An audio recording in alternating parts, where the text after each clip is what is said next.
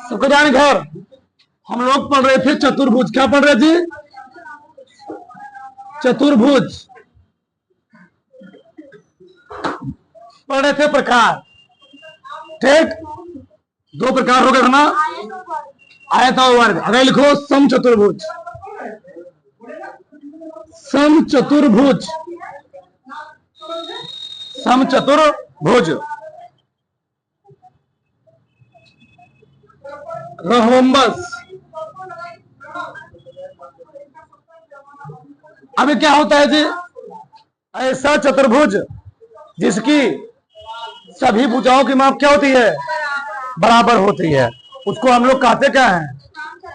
समचतुर्भुज। देखो समझो, देखो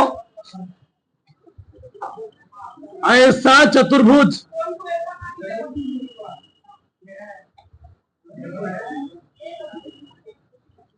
ऐसा चतुर्भुज, बोलो मत, जिसके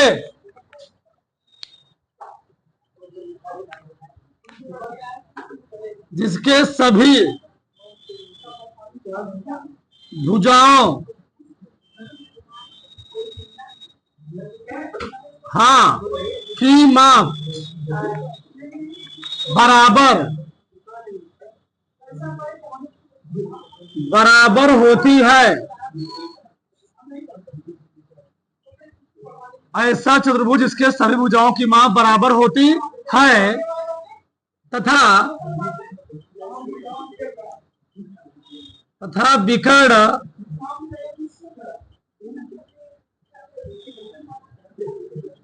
एक दूसरे को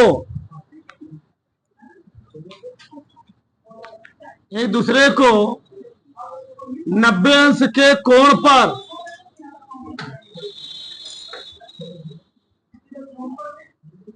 समद्विभाजित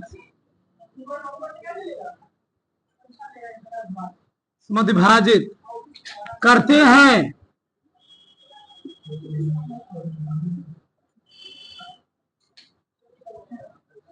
उसे समचतुर्भुज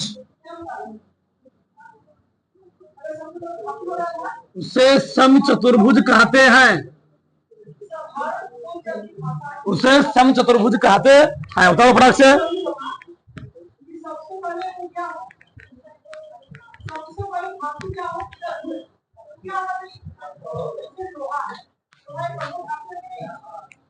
देखो यार, समझो,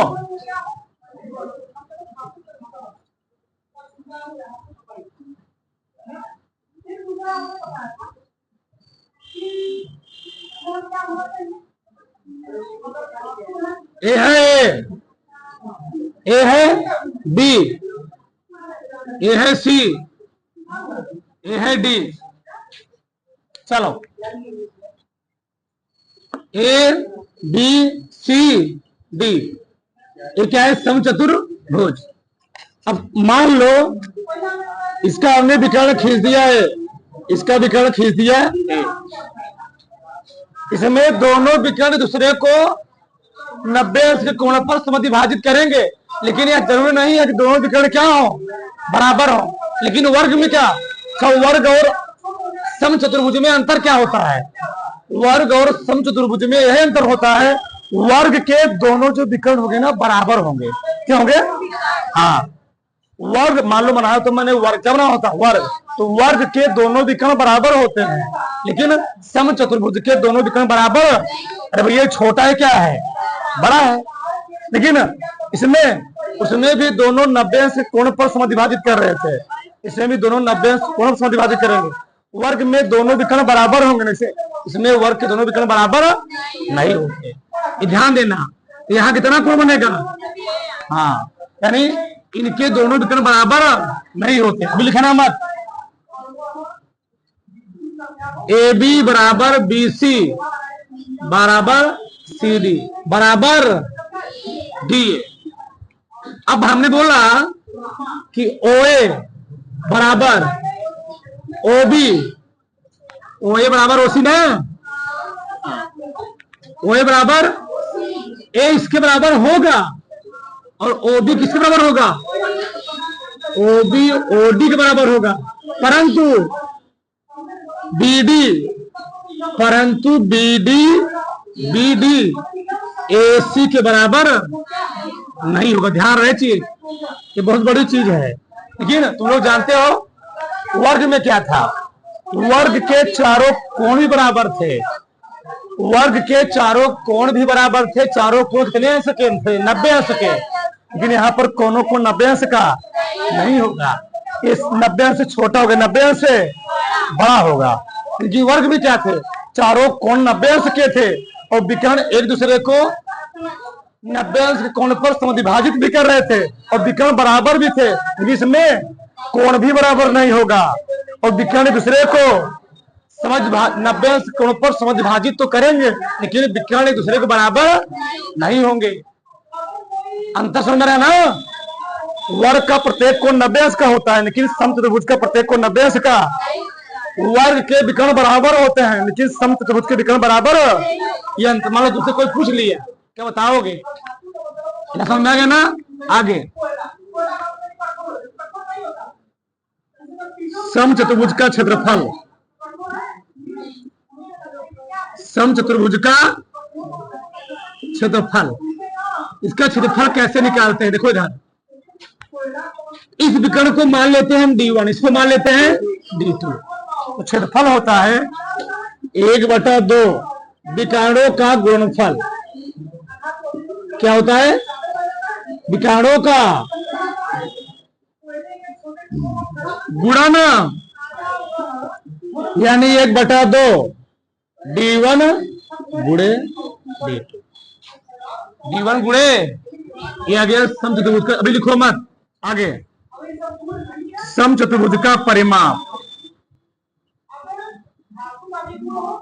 समचतुर्भुज का परिमाप।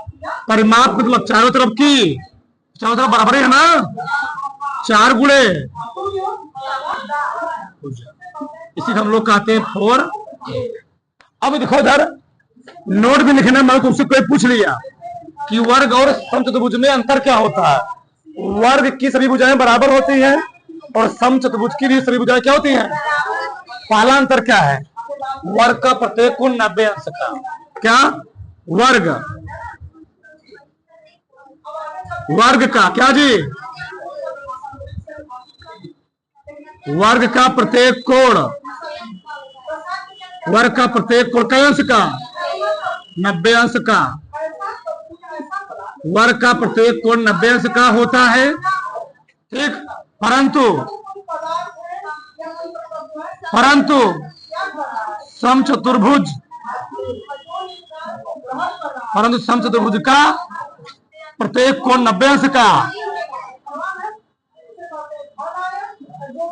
प्रत्येक कोण 90 अंश का अंतर बता दोगे ना? नहीं होता है। अगला, वर्ग के विकर्ण बराबर होते हैं परंतु समचतुर्भुज विकर्ण, हाँ, वर्ग के विकर्ण, वर्ग के विकर्ण क्या होते हैं? बराबर। परंतु समचतुर्भुज के विकर्ण बराबर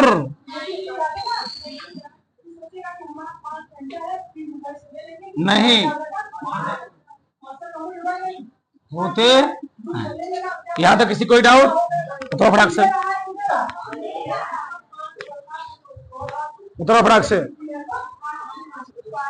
चलो ये लिखो। अगला है समलंब चतुर्भुज। दो क्या होता है? समतल। देखो ये है समलंब चतुर्भुज, ठीक। ए है बी, ए है सी, ए है डी। इसकी ऊंचाई हमने मान लिया एच। ये ऊंचाई है, क्या है? ऊंचाई, हाइट, ठीक। ए है, इसकी ऊपर लंबाई क्या है? ए। नीचे वाली बी। तो किसे कहते हैं?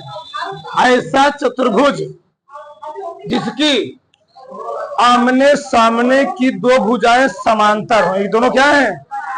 समांतर हो, बराबर नहीं होते।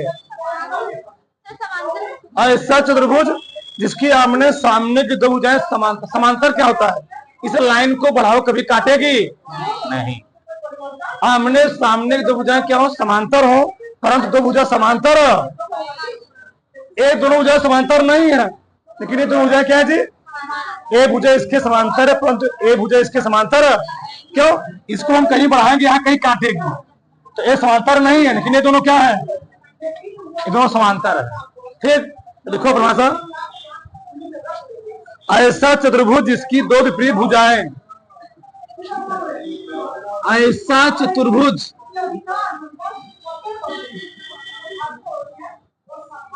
ऐसा चतुर्भुज जिसकी दो ऐसा चतुर्भुज जिसकी दो विपरीत भुजाएं, जिसकी दो विपरीत भुजाएं समांतर समांतर परंतु दो विपरीत भुजाएं, परंतु दो विपरीत भुजाएं समांतर समांतर नहीं होती है, नहीं होती है, उसे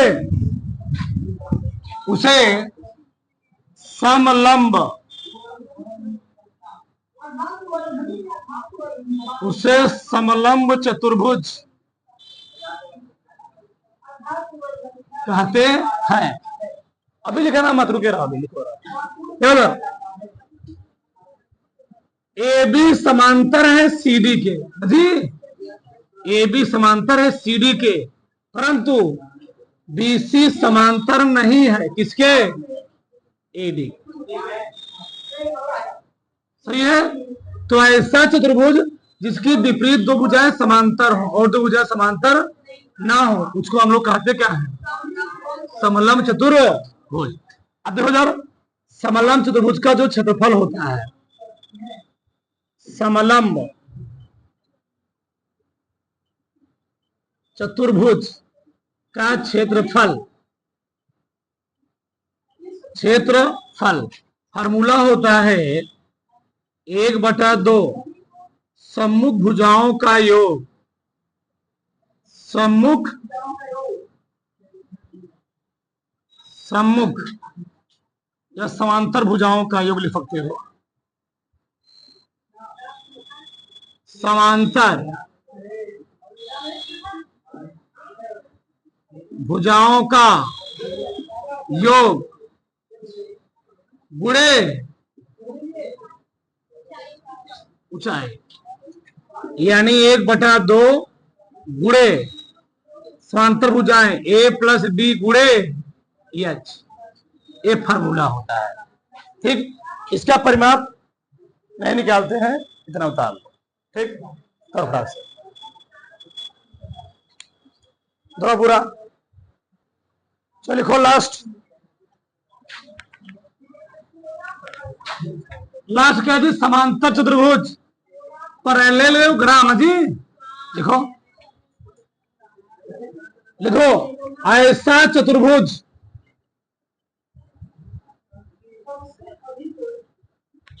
ऐसा चतुर्भुज जिसकी सम्मुख भुजाएं सम्मुख भुजाएं सम्मुख भुजाएं बराबर और समांतर समांतर होती है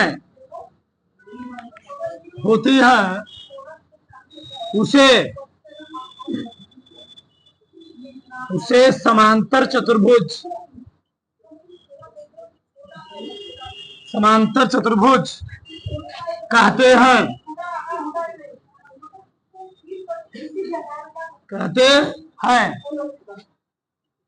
लिख लेना, समांतर चतुर्भुज के विकर्ण, समांतर चतुर्भुज के विकर्ण एक दूसरे को समद्विभाजित करते हैं। एक दूसरे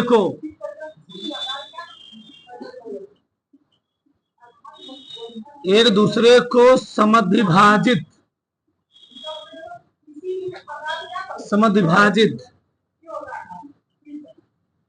करते हैं।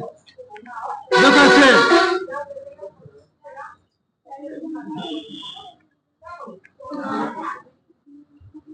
यह समांतर चतुर्भुज ABCD,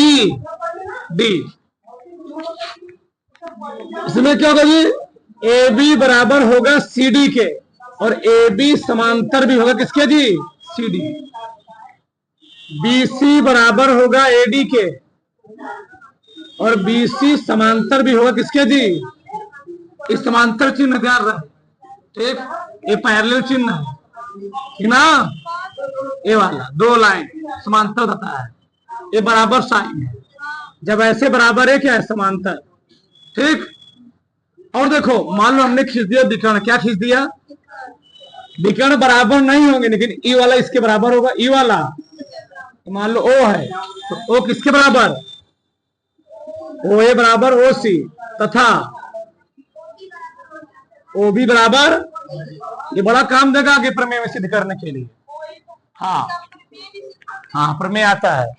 और याद रहे, इसके संलग्न कोणों का योग, यानी कोण A और कोण B का मान कितना होगा? योग कितना होगा? 180 अंश। कोण C और कोण B का मान कितना हो सकता है? जोड़ोगे 180 है, मतलब ई वाला कोण और यू वाला कोण, तो इनके कोणों का योग कितना हो सकता है? 100।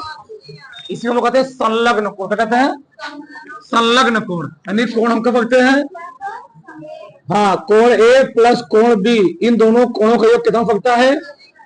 या कोण C प्लस कोण D का योग कितना हो सकता है?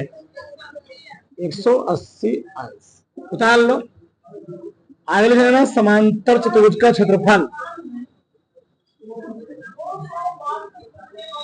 समांतर चतुर्भुज का क्षेत्रफल क्या होता है? फार्मूला आधार गुणे ऊंचाई। तुम्हारे किताब में नहीं दिया, लेकिन लिख लो, काम देगा आगे। आधार गुणे ऊंचाई, ये है आधार, ये क्या है? ऊंचाई ये वाली हो जाएगी, ये ऊंचाई है। उतार लो, कण इस पर सवाल लगाएंगे, ठीक ना? बहुत ठीक है ना?